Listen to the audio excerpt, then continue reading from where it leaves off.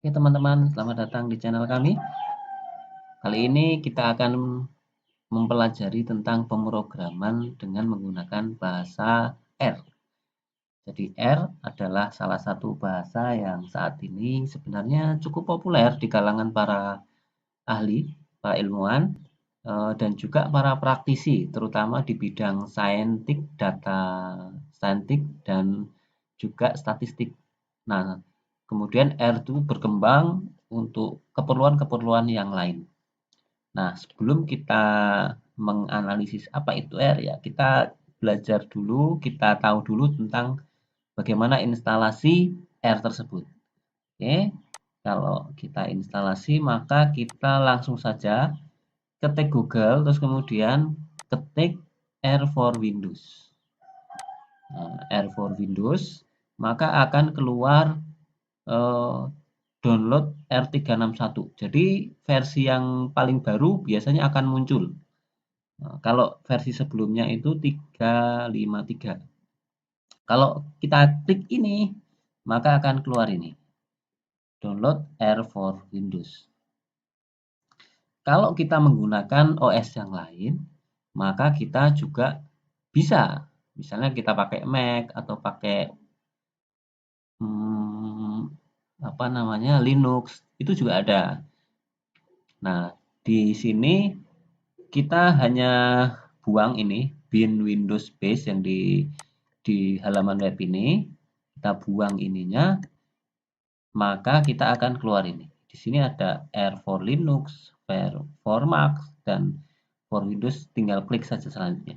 Nah, kita klik ini, maka kita akan keluar ini R361 WinExe. Kita save file aja, dan hasilnya adalah ini. Nah, punya saya sudah saya simpan ini karena di sini kadang koneksi kurang bagus, maka saya sudah simpan dulu. Nah, sudah kita dapatkan R361, maka langsung saja kita install ya. Untuk menginstalnya sangat mudah. Kita double klik, terus kemudian do you want to allow this apply to make change ya, kita yes saja. Terus kemudian kita klik OK. Terus kemudian kita next. Nah, ini folder di mana pemrograman itu nanti akan terinstall. Nah, di sini ada pilihan, kita hanya bisa memilih 32 bit saja atau 64 bit saja atau kedua-duanya. Nah, saya pilih langsung saja ya, default-nya kedua-duanya saya install. Kemudian saya next, kemudian next. Kemudian saya mau bikin di desktop itu ada ikonnya, maka create desktop. Kemudian next. Kita ini instalasi sedang berjalan cepat biasanya. Karena ini tidak terlalu besar. Tadi 82 bit ya kira-kira. 82 mega, sorry. 82 mega. Jadi tidak memberatkan sebenarnya.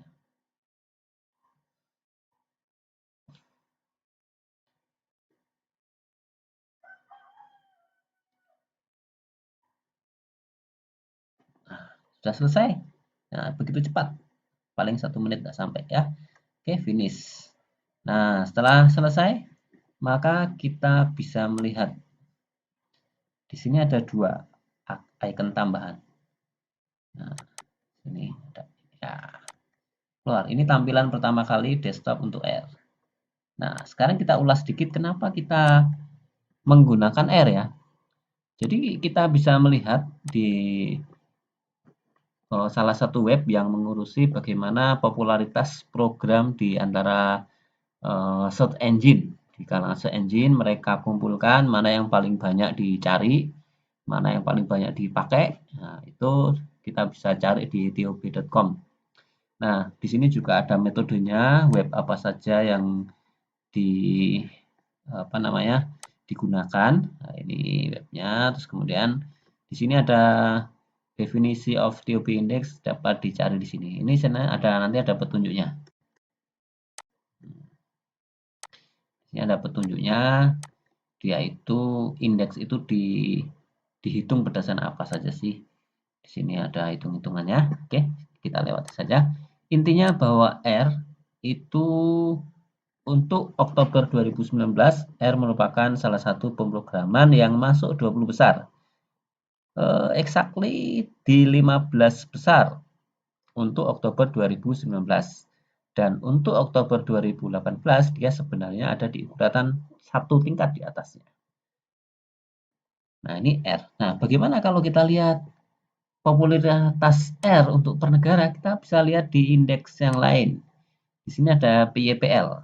Kalau menurut PYPL malah R itu urutan ke-7. Kita bisa lihat ini. Tapi ini per bulan Mei ya. PYPL Index berdasarkan negara, maka R itu di Amerika itu paling populer nomor 5. Kemudian di India nomor 7, di Jerman nomor 7. Tentu ini suatu kewajaran karena di sana memang yang namanya ilmu itu sangat berkembang di sana, apalagi statistik, grafik itu sangat berkembang di kalangan mereka sehingga program ini sangat populer. Jadi mungkin ini penting untuk para pelajar, mahasiswa atau para dosen ilmuwan yang lainnya untuk belajar ini. Siapa tahu kalau bisa belajar di luar negeri artinya sudah ada bekal sedikit. Oke. Nah, R. Jadi tadi itu tampilan R seperti ini. Nah, maka untuk ini hanya aplikasi ya. Kalau ini kita hanya bisa mengaplikasikannya. Tapi kalau kita mau menjadi developer misalnya untuk karena ini programnya open source, maka kita bisa utak-atik. Nah, kita bisa melakukan itu, kita bisa mengembangkan package atau modul kalau bahasa bahasa Python atau library itu bisa kita tambahkan di R, itu bisa, tapi tidak hanya bisa tapi tidak hanya menggunakan yang tadi, tapi kita harus memakai RStudio. Kita klik sini RStudio, maka akan keluar ini. Nah, di sini kita langsung klik download for download RStudio, maka dia akan keluar seperti ini. RStudio. Nah, di sini ada banyak pilihan ya. Pilihan RStudio Desktop. Ada yang untuk server macam-macam, ada yang untuk desktop yang komersial. Nah, saya pilih yang gratis saja. Nah, kita klik ini, maka kita bisa mendapatkan ini keluar. Jadi untuk Ubuntu Debian itu ada semua, kita pilih yang Windows. Jadi Windows-nya ini ya. Ini Windows 7, 8, 10. Kita klik ini. Maka akan seperti tadi, kita RStudio 1219. Oke, kita save ya. Kita save.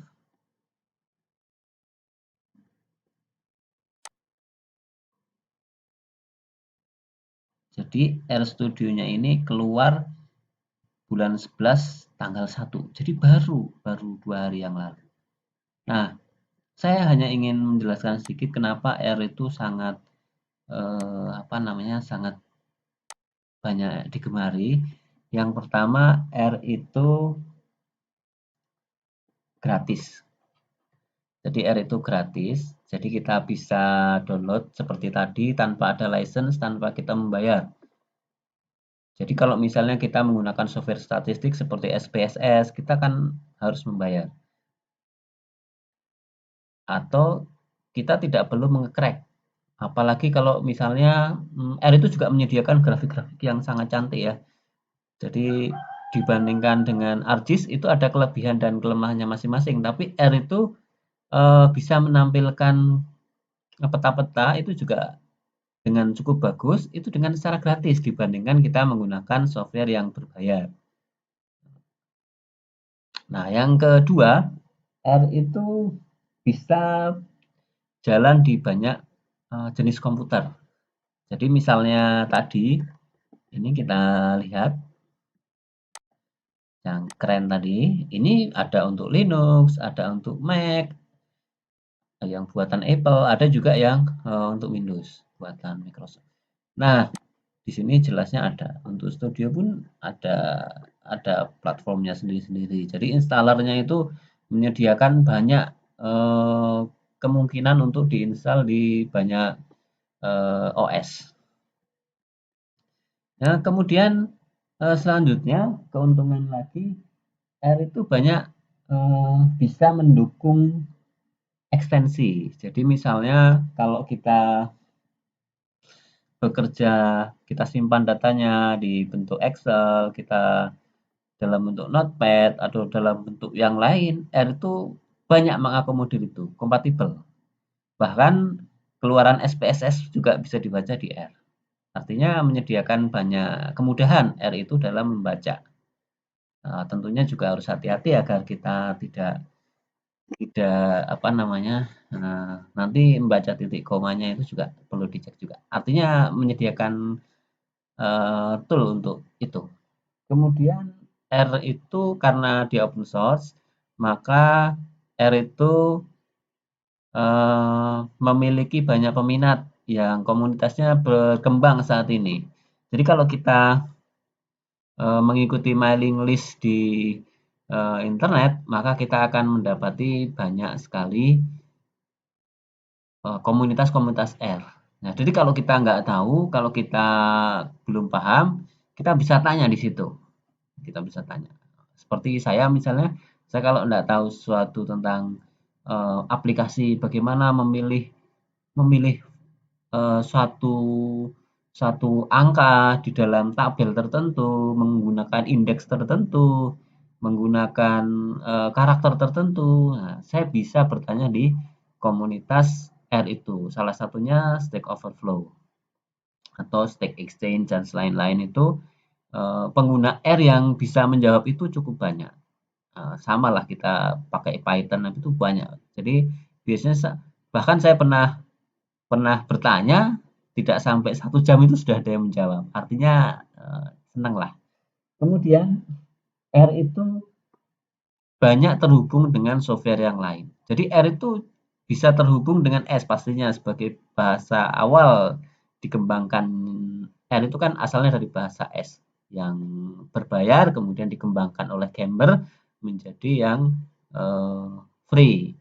Nah, terus kemudian R itu juga terhubung dengan Perl, terhubung dengan Python dan dengan yang lain-lain C dan seterusnya itu ternyata script itu juga bisa dikompatibel gitu. Jadi ini sangat menarik. Terus kemudian secara visualisasi R itu punya keunggulan. Dia bisa tampil cantik, bahkan bisa kita tampilkan terlink di web tertentu itu bisa. Jadi menampilkan peta karena kemarin saya banyak banyak belajar tentang peta, maka R itu juga memiliki tampilan yang lumayan. Hanya untuk pengaturan-pengaturan mungkin tidak semudah ArcGIS, tapi untuk yang desain di internet itu sangat bagus. Kemudian ya tentunya itu saja sudah cukup cukup menarik untuk kita menggunakan R. Nah, ternyata saya mendownload tadi belum sampai. Nah, saya udah mendownload yang R. Tadi kan yang terakhir itu ternyata dia beda. R125019. Nah, yang kemarin saya download itu 3 hari yang lalu itu adalah R125011. Oke, saya install RStudio yang ini aja ya.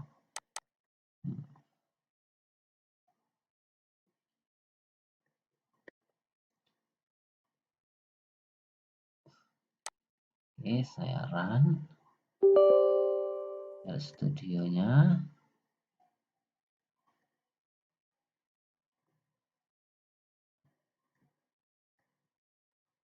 Kita next.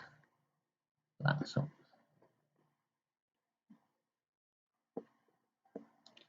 Kelebihannya RStudio itu nanti tampilannya itu dia langsung ada 4. Jadi ada historinya, ada fasilitas untuk menampilkan gambar, variabel-variabel yang diketik, library yang kita pernah buka itu ada semua di situ. Ini bedanya dengan kalau kita menggunakan R. Kita ini RStudio udah selesai ya. Oke, nah ini tampilan R seperti ini. Kalau RStudio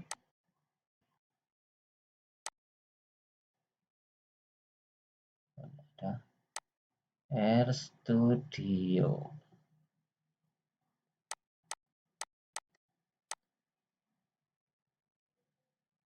Nah ini.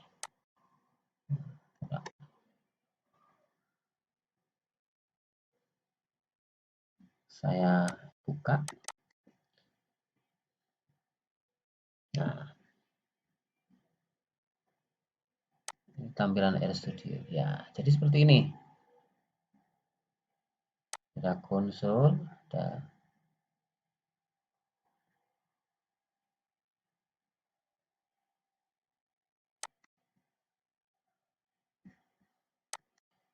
konsol, ada job. Nah, jadi seperti ini. Jadi ini nanti ada history, ada koneksi, ada environment. Di sini ada plot, hasil plot. Nah, ini bedanya caranya ya. Kalau misalnya saya punya data X, nah, ini boleh pakai sama dengan boleh pakai ini yang saya pakai ciri khas ya saja ya. Misalnya 1, 2, 3, 4, 5, 6.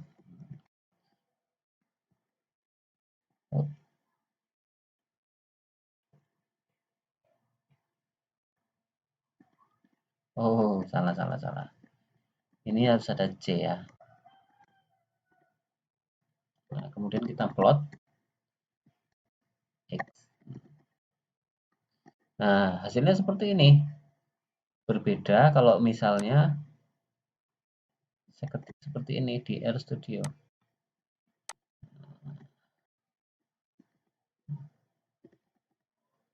Nah, ini kalau RStudio begitu kita ketik PL nanti langsung keluar plot apa. Nah, kita langsung. Nah, keluarnya di sini. Jadi tidak mengganggu. Nah, bedanya kalau di R, kita kalau begitu ngeplot kan keluar ini. Kita mau bekerja itu nggak bisa. Jadi misalnya kita ngetik-ngetik langsung nggak bisa. Tapi kita harus klik di sini dulu baru ngetik. Nah, beda dengan di RStudio. Jadi walaupun kita ini gambarnya tampil, tidak mengganggu command yang ada di sini. Oke, itu dulu teman-teman ya. Ini instalasi R. Oke, mudah-mudahan kita bisa lanjutkan untuk pelajaran untuk apa berbagi ilmu kita di lain waktu, yaitu tentang bagaimana memasukkan inputan data dalam R. Kita akan tampilkan beberapa bagaimana cara input, jenis datanya, dan lain-lain. Oke, next time kita bertemu kembali. Terima kasih.